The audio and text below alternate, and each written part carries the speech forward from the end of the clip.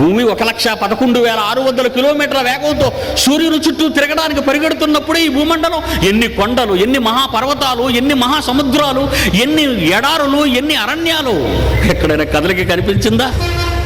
ఎక్కడైనా కదలిక కనిపించిందా? ఇంత మహావేగంతో ఇది పరిగెడుతుంది ఈ భూమండలం. అంటే ఈ భూమండలం సూర్య కుటుంబం చుట్టూ తిరుగుతుంటే, ఈ సూర్య కుటుంబం అంతా పాలపుంత నక్షత్ర మండలం చుట్టూ తిరుగుతుంటే, పాలపుంత నక్షత్ర మండలం ఆండ్రోమెడా నక్షత్ర మండలం వైపు తిరుగుతుంటే, ఆండ్రోమెడా నక్షత్ర మండలం హైడ్రా సెంటారస్ నక్షత్ర మండలం తిరుగుతుంటే, శాస్త్రవేత్త అంటున్నాడు చివరికి వెళ్ళేసరికి, బాబోయ్ ఈ నక్షత్రాలన్నీ ఏంటిలా తిరుగుతున్నాయి అంటున్నాడు.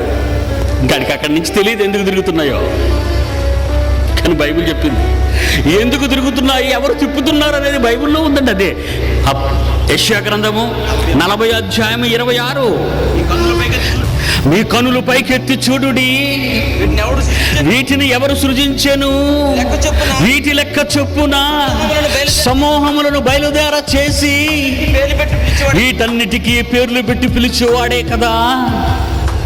భూమి పరిగెత్తు పరిగెత్తు, 1,11,600 కిలోమీటర్లు తేడా రాకూడదు. కమాన్ హరియా.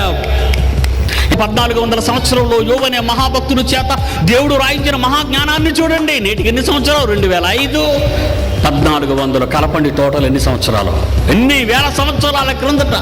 ఇది 2005, అది 1400 సంవత్సరాలు, 3405 సంవత్సరాల క్రితం యోబు చేత ఏమి రాయించాడో తెలుసా? 38 యోబు గ్రంథం 32 కృత్తిక నక్షత్రములను నీవు బంధింపగలవా? మృగశీర్షిక నక్షత్ర కట్లను విప్పగలవా?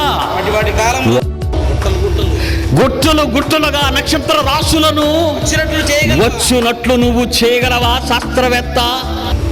కోటాను కోట్ల నక్షత్రాలు రాసులుగా గంటకు లక్షల కిలోమీటర్ల వేగంతో పరిగెడుతున్నాయండి.